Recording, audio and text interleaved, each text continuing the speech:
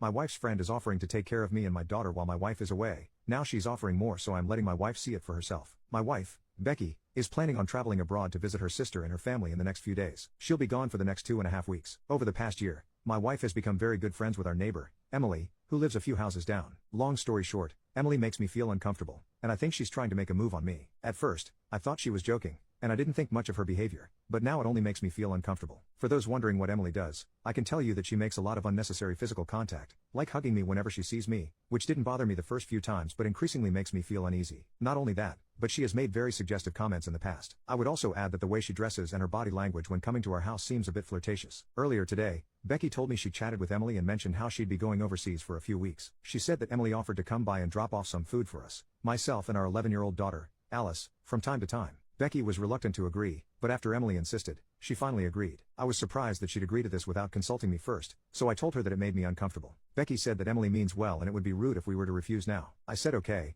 but that she shouldn't be surprised if Alice and I forget to open the door every time Emily comes knocking. Becky said that I was being a jerk to someone offering us kindness. Update: early this morning, I spoke to Becky about my concerns regarding Emily's behavior. She said that Emily doesn't have any ulterior motives and only means well. She also brought up how Emily has her own husband and always tells Becky how great he is. For some more context, Emily is married, but her husband isn't home too much as he works in the military. When I asked if she could tell Emily that we don't need food deliveries, she said it would be awkward to mention it right before her trip and that it would only be once or twice a week. Another thing Becky mentioned that has only increased my uneasiness is that Emily had given her a spare house key just in case of emergencies or anything like that. For those wondering, my wife is leaving a few hours past midnight tonight. Emily gave my wife her own house key, but doesn't have the key to our home. Update 2. I would like to thank everyone who responded to my first post. I really appreciated your insights and support. I've taken the advice suggested in the comments and installed a doorbell camera the day after my wife left home. Fortunately, nothing had happened so far, so I didn't see much need for an update until recently. Without further ado, here is the update. For the past few days, things have been pretty quiet. I've been enjoying spending quality time with my daughter, Alice. She attends a summer day camp during my working hours, but we've been spending every evening,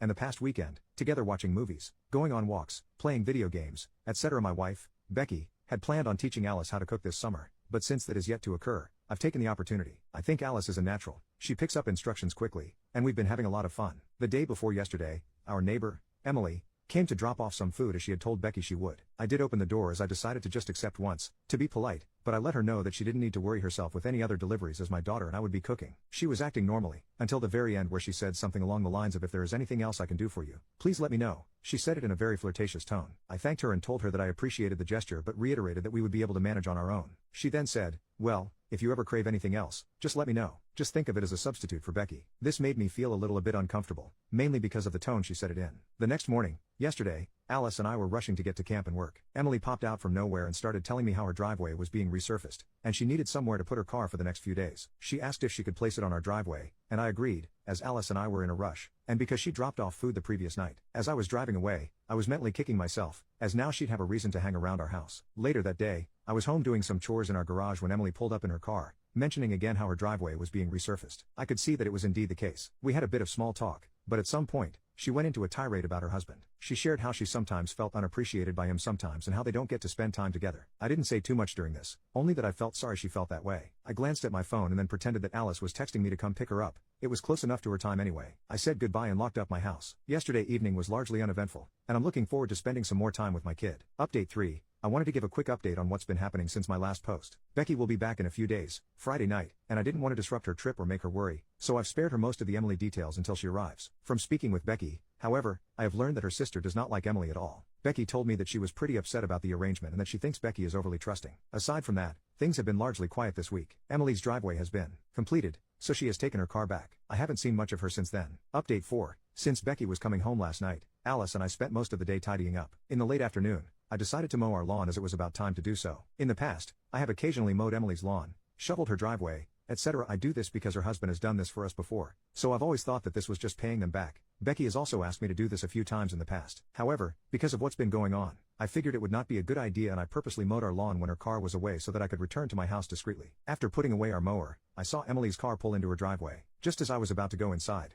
she called out to me. She asked when Becky would be back. I told her that Becky's flight was scheduled to arrive tonight, and she seemed happy about that. It was a humid day, and I was sweating a bit. She mentioned that I looked hot, may not have meant it that way, but with her, I never know, and suggested that Alice and I should drop by for drinks. I thanked her for the offer but explained that I couldn't, and the conversation mostly ended there. Becky arrived home last night, a few hours after midnight, and was very exhausted from her flight. After I brought her some food, We were only able to talk a bit about her trip before she went to bed. I planned on discussing Emily and showing her the video the next day once she had rested, but she was still asleep in the morning, and I had to run errands. This is where things got complicated. After finishing my errands, I went home to spend time with Becky and tell her about the video. When I got home, Alice had already gone out with her friends, so it was just Becky and me. Becky seemed upset, so I asked her what was wrong. She told me that after waking up, she received a text from Emily welcoming her back and inviting her over. Becky agreed and went to Emily's house. She noticed that Emily's living room was messier than usual, but what bothered her more was a pair of men's exercise shorts on the sofa. They looked identical to a pair I had. I say had because those shorts went missing about a month ago. There was also what Becky thought was a condom wrapper on the floor next to it. During their conversation,